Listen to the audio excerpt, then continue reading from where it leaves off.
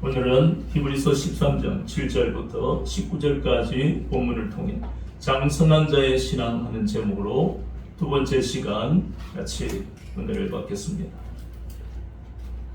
우리가 이제 히브리서는 딱 1시간 남았습니다. 다음 시간이면 히브리서가 마쳐지는데요.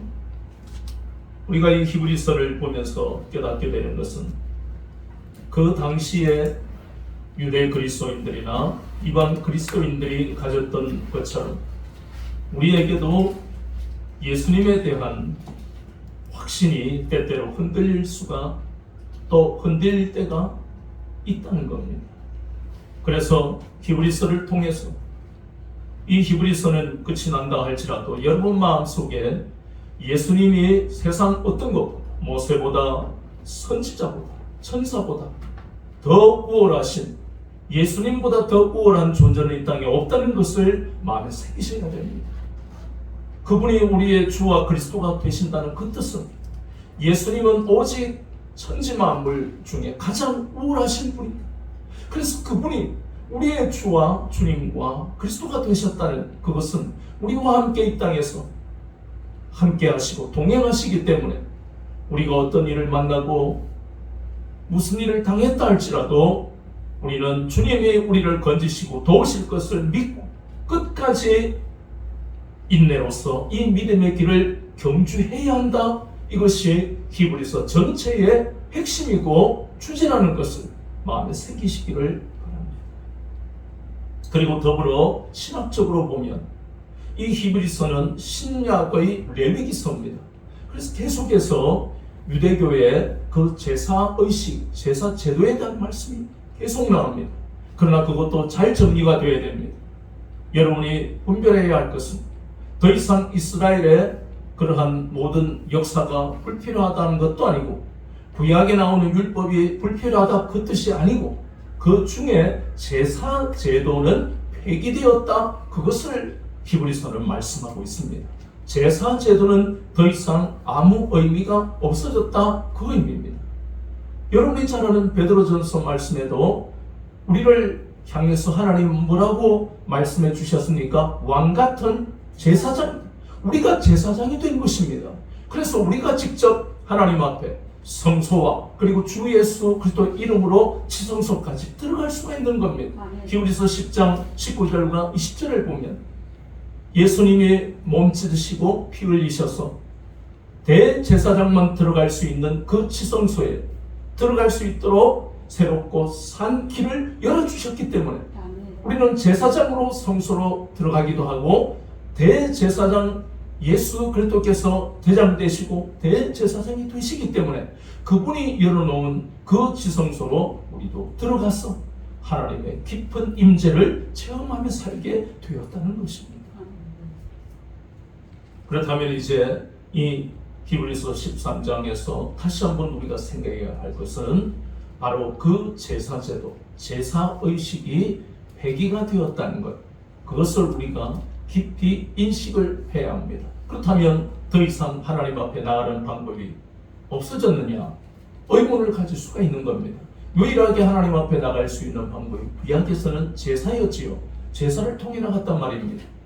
그래서 아벨은 하나님이 기뻐하시는 믿음으로 제물을 드리고 제사를 드렸고 최초의 그 아담의 집안에서부터 시작된 제사입니다. 끊임없이 제사를 통해 하나님 앞에 나갔어요. 그럼 그게 폐기가 되었다는데 어떻게 나가느냐 이제는. 그래서 본문에 나오는 이 말씀은 깊이 우리에게 울림을 주는 말씀이 바로 예수 그리스도께서 그 제사 대신에 제사를 폐기하시고 예수 그리스도를 통해서 하나님 앞에 나아가도록 예수님이 우리에게 은혜를 베푸셨다. 그 말씀이 바로 이게 본문에 나오는 가장 중요한 단어가 영문 밖에서 한다. 이 영문 밖에서 혹은 성문 밖에서 하는 의미는 어렵지 않습니다. 예수님이 이 땅에 오셔서 하나님의 때에 예루살렘에 입성하셨지요. 그래서 유대인들은 호산나 다윗의 자손이여 하고 찬양했습니다. 그것을 생각해 보면 우리 주님은 그 영광을 그 찬양을 받기에 부족함이 없으신 분입니다. 그게 바로 예루살렘에 입성했다는 뜻입니다. 성 안에 들어가셨다는 겁니다. 성 안에 영광이 있는 것입니다. 성 밖에는 영광이 없습니다. 그 의미로서 이 말씀을 또 보아야 되고, 레위기서의 말씀에도 진 밖에 혹은 진영 밖에라는 단어가 나옵니다. 그 말씀은 범죄하면 병이 있거나 나병에 걸리거나 유출병이나 이런 오염된 경우는 진 밖에 있어야 합니다. 우리가 잘 아는 모세의 그 영적 권위, 하나님이 주신 권위에 대적하다가 아론과 미리암이 나는 모세의 형인데, 나는 모세의 누나인데 이렇게 대적하다가 미리암에게 나병이 생겼습니다. 그래서 어디로 보냈습니까? 진 밖에. 그러니까 진 밖에 혹은 영문 밖에 같은 의미입니다. 그러니 레위기서 구약의 말씀을 보면 진 밖에 혹은 영문 밖에 나간다는 것은 온전하지 못한 몸과 마음이다, 그 뜻입니다. 그래서 온전하지 못하다, 다른 사람이 조롱한다, 멸시하고 천대한다, 손가락질 받는다, 그 의미가 레위기서에 나오는 진 밖에 하는 의미를 가지고 오늘 히브리서 13장에 나오는 영문 밖에, 성문 밖에 의미를 풀 수 있습니다. 같은 의미이기 때문에 예수님은 다른 사람들의 손가락질을 받고 조롱받을 분이 아닙니다. 멸시천대받을 분이 아닙니다. 상식적으로 생각해 보십시오. 저와 여러분을 구원하신 우리의 주와 그리스도가 되시는데 왜 손가락질을 받아야 합니까? 그런데 받아야 할 이유는 한 가지입니다. 저와 여러분을 위해서. 그렇게 하지 않으면 죄의 문제가 해결이 안 되니까. 우리는 날마다 죄를 짓던 사람들 아닙니까? 육체와 마음을 원하는 대로 살던 사람들이 아닙니까? 죄가 사망 안에서 왕노릇하는 인생을 살면서도 아무렇지도 않게 살아갑니다. 유튜브를 보고 매스컴을 보면 죄에 대한 그 사건 사고들을 여러분이 듣고 봅니다. 그러면서 우리는 마음으로 입으로 그 사람들 비판하잖아요. 어떻게 부모가, 어떻게 자식이, 어떻게 저런 자리에 있는 사람이 하면서 손가락질합니다. 그 손가락질을 우리가 받았다. 우리도 그렇게 살아왔잖아요. 그거 어떻게 해결됩니까? 인류의 역사는 죄의 악순환의 역사입니다. 끊임없이 새로운 왕이 들어서고 왕조가 들어서고 대단한 왕 인성이 인품이 교양이 뛰어난 왕이고 대통령이 선다고 죄의 문제가 해결됩니까? 노벨 평화상을 받고 노벨상을 받고 인류의 업적을 남긴 그 사람이 죄의 문제를 해결해 주었습니까? 불가능합니다. 어제나 오늘이나 영원토록 죄의 문제가 우리를 파멸과 고생의 길로 이끌어가는 것입니다. 참 무서운 말씀 아닙니까? 이 땅에서 열심히 살고 내 노력에 대한 대가를 받고 성공의 기쁨을 가지고 사는 성취감을 맛보고 많은 사람을 위해 헌신하고 그런 삶이 얼마나 보람이 있습니까? 참 가치 있는 삶입니다.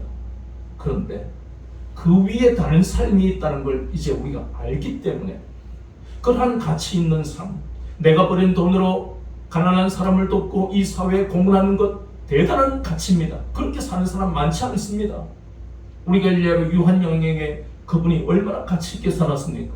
그러나 그 위에 다른 차원의 삶이 있다는 것을 생각해 보니까 우리는 절망하게 되는 것입니다. 그렇게 살아도 죄의 문제는 해결되지 않습니다. 그런데 오직 한 분, 예수님이 영문 밖에 나가셨습니다. 십자가에 달려 우리를 위해 죽으셨습니다. 그래서 유일하다는 의미가 바로 그것입니다.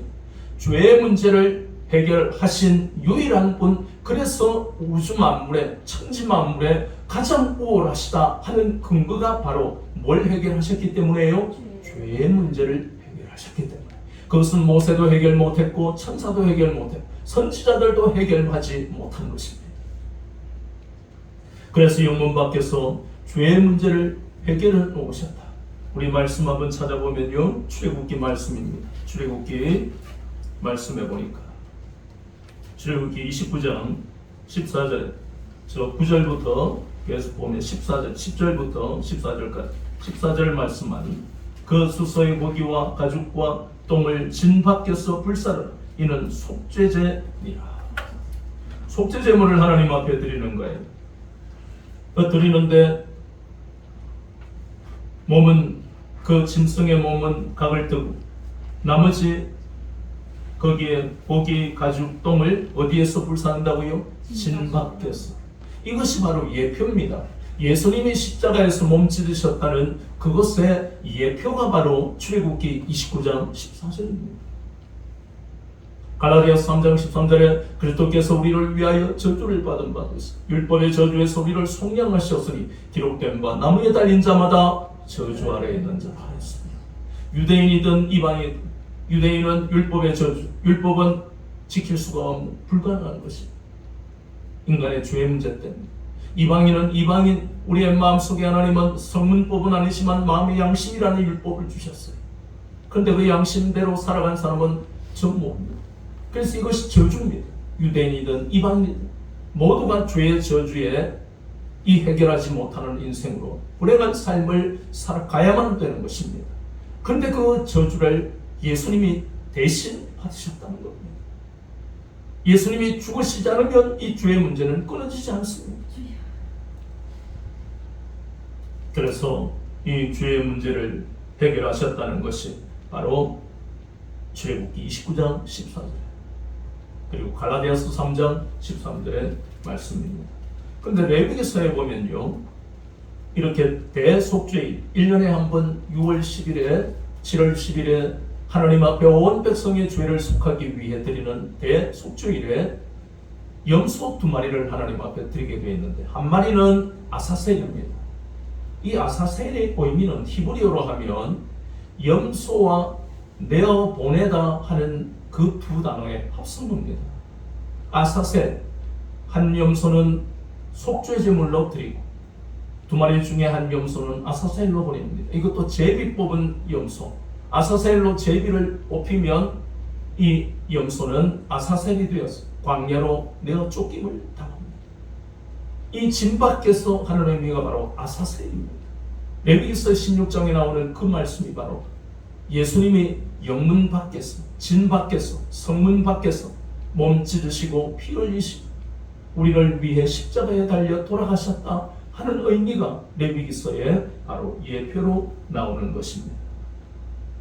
그러면 결국 우리가 계속해서 장선한 자의 신앙을 말씀하고 있는데요, 지난 시간에 했던 것처럼 연이어서 장선한 자의 신앙이 되기 위해서는 또 장선한 자의 신앙은 예수님이 가신 그 길이 바로 영문 밖에, 영문 밖의 길입니다. 그래서 우리도 영문 밖의 길을 가야 된다는 겁니다. 고린도서 1장 5절에는 그것을 그리스도의 고난에 참여하는 것이다 이렇게 말씀합니다. 예수님이 조롱받고 또 멸시천대를 받고 비웃음을 당한 것처럼 우리도 때때로 그런 일이 일어날 때 피하지 마시고 싸우지 마시고 내가 십자가를 지고 있구나 라고 받아들이셔야 된다는 겁니다. 여러분이 때때로 잘못하지도 않는 직장 공동체나 이웃들과의 혹은 친인척과 부모나 형제들끼리의 다툼에서 너무너무 억울한 일을 얼마나 많이 당합니까?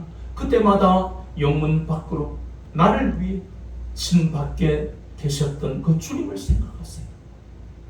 그냥 생각만 하는 게 아니라 나도 지금 영문 밖으로 주님이 가신 그 길을 걷고 있구나 라는 것을 생각하며 도리어 마음으로 감사하세요. 여러분이 어리석고 바보라서 순진해서 당하는 게 아닙니다. 여러분, 예전에는 그렇게 했을는지 몰라도 예수님을 믿고 나면 하나님은 여러분에게 지혜와 명철을 주십니다. 분별력을 주십니다. 이 세상을 사는 능력을 주셔요. 여러분은 더 이상 세상 물정을 모르는 순진한 사람들이 아니에요. 지혜로운 인생이 되었습니다. 그럼에도 불구하고 여러분의 삶은 이제 주님을 위해서, 예수님을 위해서 때때로 모욕을 느낄 수도 있고 조롱을 당할 수도 있지만 받아들이세요. 원수 갚는 것은 하나님께 있고 우리를 조롱하고 멸시하고 비웃는 그 사람은 반드시 하나님이 징계하십니다. 우리가 싸우고 이기려고 하면 안 됩니다. 심는 대로 거두는 하나님의 법칙대로 하나님과 관계없는 인생을 살더라도 그들은 모두 하나님이 지으신 인생이기 때문에 우리의 모든 억울함과 원통함을 하나님은 다 그들이 하는 행동, 행위대로 갚으시는 것입니다. 우리가 알고 우리는 이 길이 바로 십자가의 길이다. 또 이 길이 바로 영문 밖의 길이다. 주님이 가신 길이다 하는 것을 받아들이고 내가 이 길을 걷고 있다는 것을 감사하지. 내 인생이 무엇이라고 주님이 가신 이 길을 내가 갈 수 있습니다. 그 고백이 여러분에게 나와야 됩니다. 그게 바로 장성한 자의 신앙입니다. 그런데 오늘 이러한 장성한 자의 신앙이 되면 우리가 달라지는 인생을 삽니다. 이것은 우리가 노력해서 되는 게 아닙니다. 여러분, 세상 일은 노력해야 되지만 장성한 자의 신앙은 영문 밖에 그 길을 가다 보면 우리는 본문에 그 놀라운 말씀들 14절, 15절, 16절에 이런 삶으로 여러분이 변화된다는 겁니다. 첫 번째는 영관도 성이 없으므로 장차 올 것을 찾는다. 이것은 천국의 소망을 두면서 살게 되는 놀라운 가치관의 변화 여러분에게 일어나게 됩니다. 이것이 첫 번째 영문 밖의 길을 걷는 사람에게 주시는 하나님의 놀라운 축복이요 은혜라는 것을 우리는 체험하게 됩니다. 창세기 23장과 50장에 보면 두 사람이 나옵니다. 창세기 23장에는 아브라함이 그렇게 일평생 사랑했던 사라의 죽음이 나옵니다. 그러면서 그 사라의 죽음 앞, 그 아내의 죽음 앞, 일평생 자신과 40년 가까이 신앙생활을 했던 그 아내의 죽음 앞, 얼마나 아브라함이 애통하는지 모릅니다. 죄를 뿌리고 머리를 산발하고 얼마나 고통스러운지 모릅니다. 그것은 하나님을 원망하는 그런 애통이 아니고요, 그 갈대인의 우리에서 풍족하게 살았던 그 길을 놔두고 이 아브라함도 영문 밖에 그 길, 십자가의 길을 걸었던 사람 아닙니까? 하나님께만 순종하며 살았던 그러한 자신의 삶과 그리고 아내가 같이 나와 동일하게 이 길을 걸어가는 그 믿음의 동지, 신앙의 동지, 그 사랑했던 아내가 죽었을 때 얼마나 애통했는지 모르겠어요. 우리도 다 그럴 거예요. 그런데 그는 거기서 끝내고 히브리서를 보면 히브리서 11장에 나오는 그 말씀을 보면 바로 아브라함은 그 현실의 고통에 머물지 아니하고 영원한 나라를 소망했다고 성경은 기록하고 있습니다. 창세기 50장에도 요셉도 그렇잖아요. 일평생 애굽에서 하나님이 복락을 누리게 하셨지만 그 마음은 애굽에 있지 않았습니다. 그래서 야곱 가문이 약속의 땅으로 갈 때 자신의 유고를 가지고 가라. 그 말은 뭐예요? 죽어서도 나는 하나님이 약속하신 그 땅에 가기를 원했던 겁니다. 이것이 바로 누구든지 주님께 붙들리고 가치관의 변화가 일어나면 누구든지 가지게 되고 하나님이 주신 은혜 중에 한 가지가 천국의 소망을 두며 살아가게 된다는 것을 말씀하고 있습니다. 15절에 또 우리는 항상 찬송의 제사를 하나님께 드린 이 말, 우리가 구원받았기 때문에 우리의 입술은 날마다 하나님을 찬양하며 그 은혜를 감사하며 사는 사람으로 변화가 되어 간다는 거예요. 얼마나 놀라운 변화입니까? 이거 노력해서 됩니까? 안 됩니다. 세상 사람은 뭘 주면 감사하다는 말을 잘 안 해요. 당연하다라고 생각하는 거예요. 당신이 많은 걸 가졌으니까 나누는 건 당연한 거야. 자본주의 논리야. 이렇게 생각합니다. 그랬던 우리가 우리의 입술에 우리의 마음, 감사와 하나님의 은혜를 찬송하고 찬양하는 놀라운 삶으로 변화된다는 것입니다. 그리고 또 세 번째 변화는 바로 16절에 선행과 나눔의 삶을 살게 하십니다. 누가복음 말씀해 보니까 10장 우리가 전해 보았던 그 사마리아인의 말씀을 보니까 강도를 만난 그 이웃을 제사장이 지나갑니다. 레위가 지나갑니다. 제사장이 어떤 사람들입니까? 아론을 보니까 아론의 아들들이 제사장을 하며 하나님의 기름 부으시는 거룩한 영광의 직임이 바로 제사장이에요. 레위 지파가 무엇입니까? 하나님의 거룩한 일, 제사장과 대제사장을 도와라고 일평생 그들에게 땅을 주고 먹을 것을 주고 그들의 삶을 축복하시는 그런 제사장과 레위 지파가 아닙니까? 그걸 지나가 버립니다. 그것이 바로 예수님 시대에 혹은 그 이전에 제사장과 레위 지파가 얼마나 타락해 있는가를 보게 하는 것이에요. 그런데 이스라엘 사람들이 유대 사람들이 손가락질하던 천대하던 그 사마리아 사람 그냥 지나가지 아니하고 그를 돌보고 또 여관에 맡겨서 모자라는 거 내 돌아오면서도 줄 테니까 이 사람을 돌봐줘. 그게 선한 사마리아인의 비유입니다. 우리에게 그런 삶을 살아라라고 강요하시는 게 아니라 바로 영문 밖의 길을 걷다 보면 우리가 이렇게 변해 있는 것이다. 나눔의 삶은 우리가 잘 알다시피 사도행전 2장에 잘 나타납니다. 초대교회 예루살렘 교회는 하나님의 큰 은혜가 임했습니다. 그래서 그들의 가치관과 사고방식이 변해버렸어요. 그래서 있는 것을 서로 나눕니다. 얼마나 놀라운 일입니까? 자신의 삶도 살아가기가 부족할 텐데 바나바 같은 경우에는 자신이 가진 땅과 모든 것을 다 팔아서 가난한 사람들에게 다 나눠주잖아요. 이러한 삶을 노력한다고 되겠습니까? 자기가 가진 것으로 나누는 것은 쉽지만 그러나 이것을 평생 이렇게 살아가기는 결코 쉬운 게 아니에요. 없는 사람이 나누는 건 더 어려워요. 그런데 이러한 삶으로 변화시키는 것은 오직 한 가지, 바로 영문 밖의 길을, 주님의 가신 그 길을 걸어가기만 하면 우리의 삶의 가치관과 사고방식이 바뀌게 되어 있다. 그래서 주님은 우리를 향해서 장성한 자의 신앙이다, 이렇게 말씀해 주시는 거예요. 이제 마지막으로 장성한 자의 신앙은 우리가 보고 있는 대로 18절과 19절 우리를 위하여 기도하라 그랬습니다. 그리고 그 위에 17절에 너희를 인도하는 자들에게 순종하고 복종하라. 이것은 바로 주의 종에 대한 말씀입니다. 성도들이 교회에서 주의 종을 어떻게 대해야 하는가,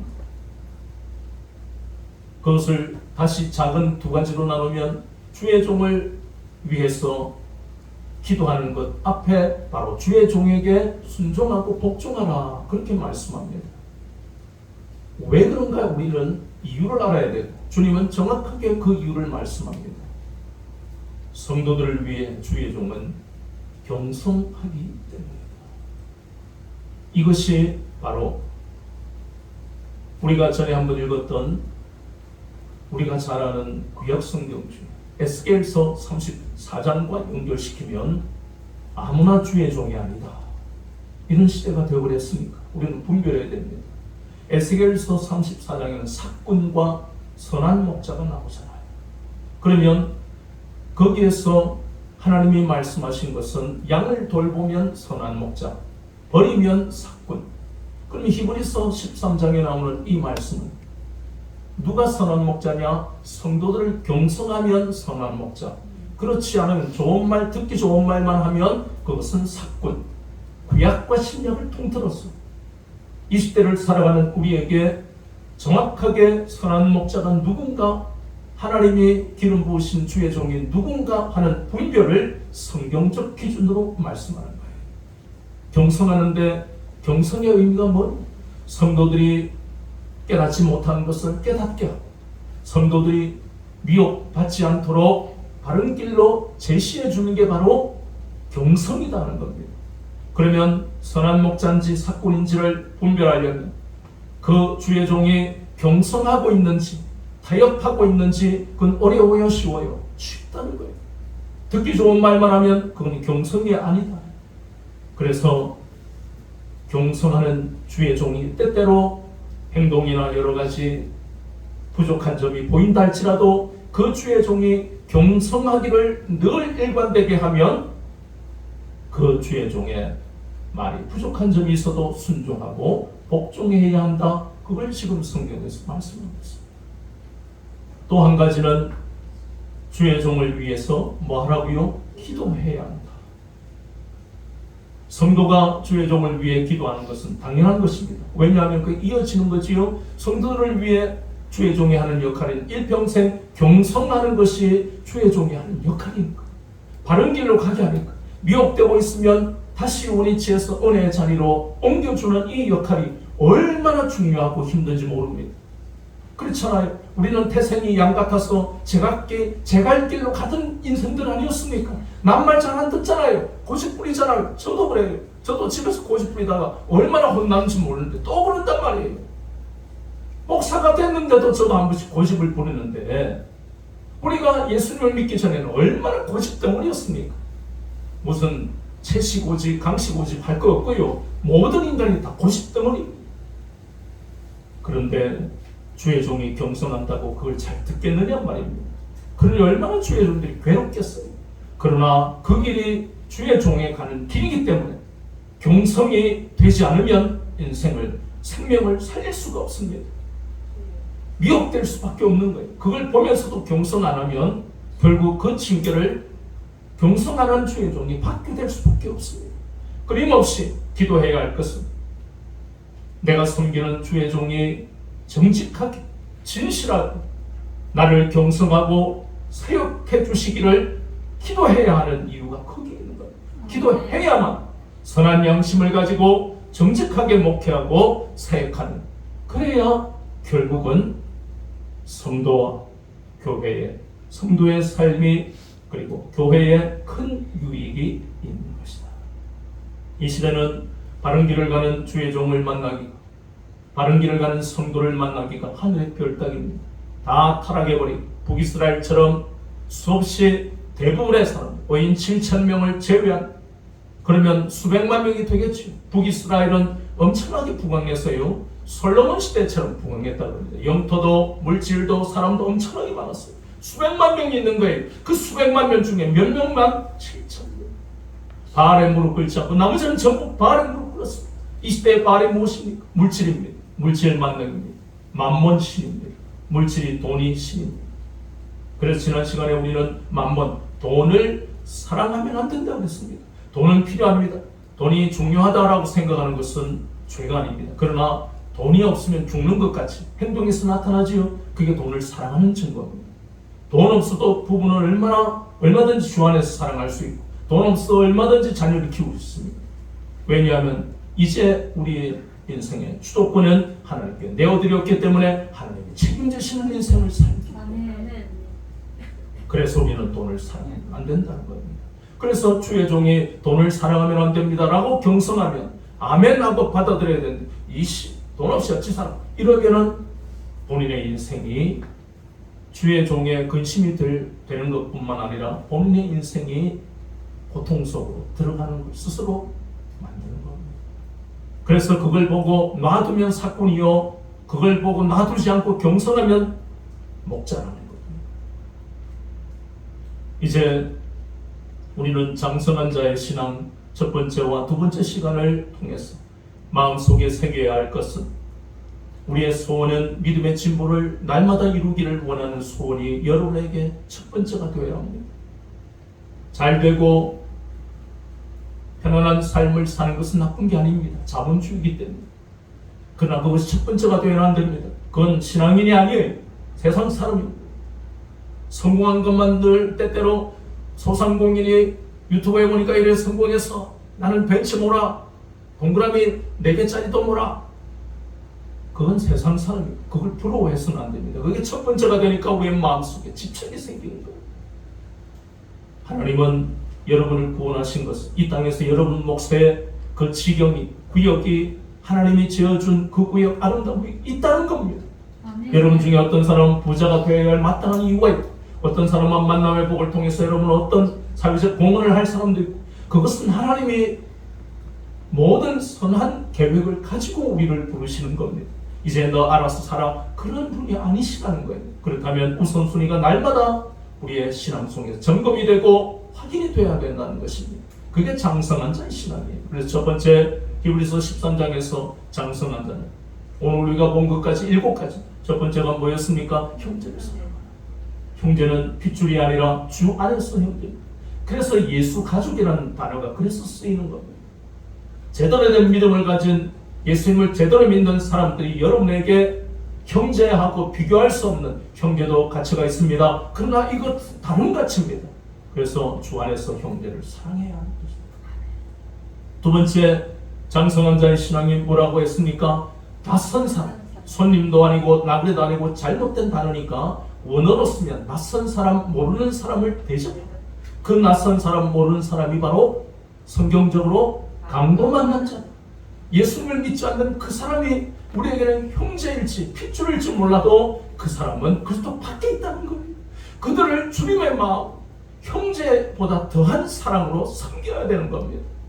그것이 바로 낯선 사람을 대접하는 거예요. 극진하게 대접, 마음을 다해서. 세 번째는 믿음을, 신앙을 지키다가 핍박을 받는 그 성도들을 돌아보고 위로하라고 했어요. 얼마나 고통스러워. 특별히 우리가 북한 그리스도인들을 위해 기도하는 이유가 그것입니다. 환난과 핍박 속에 살고 있습니다. 우리가 바로 가기 때문에, 우리가 바른 신앙을 가졌기 때문에 북한 그리스도인들이 생각나는 거예요. 우리가 타락하면 그 사람들 위해 기도 안 나옵니다. 그 사람보다 더 못한 신앙이니까요. 그래서 우리는 그렇게 신앙을 지키다가 핍박을 받는 사람들을 돌아보고 위로하고 기도해요. 그리고 네 번째가 무엇입니까? 결혼을 귀하게 여겨야 됩니다. 결혼하기 전에 이 청년들도 그 결혼이 하나님, 정말 하나님이 만나게 하신 사람을 만나기를 원합니다. 복된 가정을 이루기를 원합니다. 그리고 결혼한 사람들은 부부를 귀하게 존중하고 사랑하고 그 가정을, 그 결혼을 정결하게, 존귀하게 여겨야 된다는 것입니다. 일곱 번째, 우리가 오늘 여섯 번째는 바로 돈을 사랑하지 마라. 주신 것을 족하게 여겨라. 그렇습니다.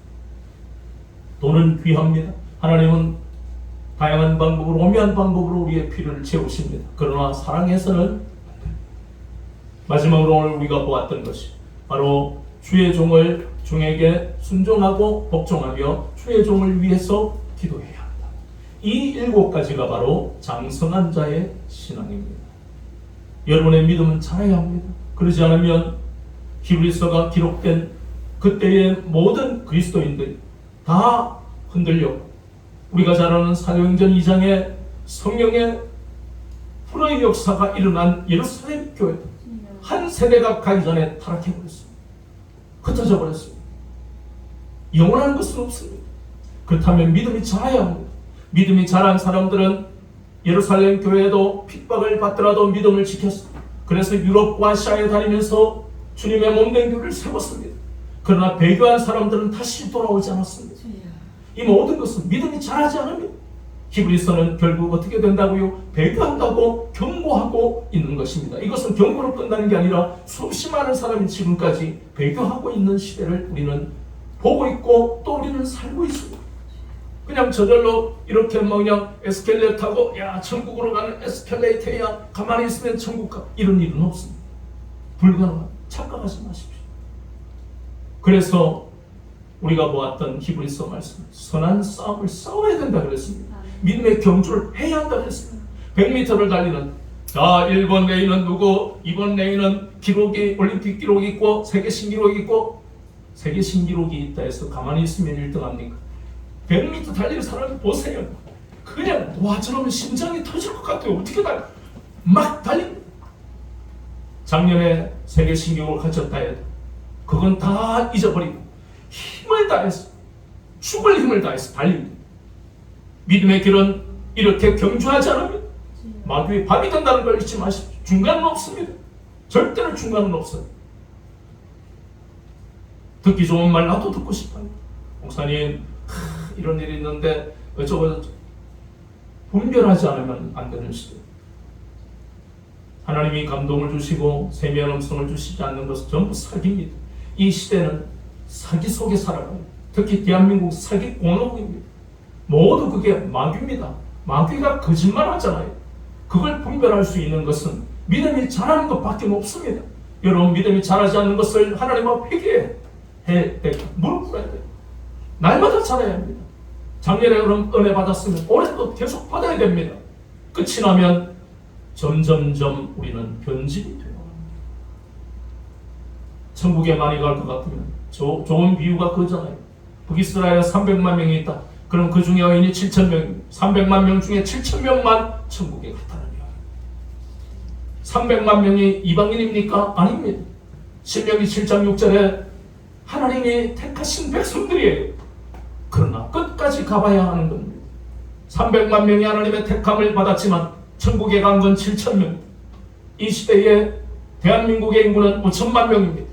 천국에 갈 수 있는 것은 과연 10,000명이 될까? 두렵고 떨리는 마음을 가지시고, 여러분이 장성한 자가 되지 않으면 예수님이 헷갈리고 예수님보다 더 우월한 것이 여러분에게 타고 믿음의 경주를 하다 지쳐버리고 돌아서고 싶고 십자가를 던지고 싶고 수없이 많은 유혹과 미혹 속에서 여러분은 나부가 되고 침륜에 빠집니다. 끊임없이 여러분 항상 두 가지를 생각하세요. 말씀과 성령의 인도를 받아야만 우리는 이 믿음의 진보를 이루고 장성한 자로 하나님의 기쁘심이 되는 인생을 살게 된다는 거 잊지 마시고, 늘 성령님의 도우심을 받으시고 말씀이 여러분의 삶의 기준이 되는 삶을 살아가시길 우리 주 예수 그리스도 이름으로 축원합니다. 아멘. 이 말씀을 붙들고 통성으로 기도하겠습니다. 하나님,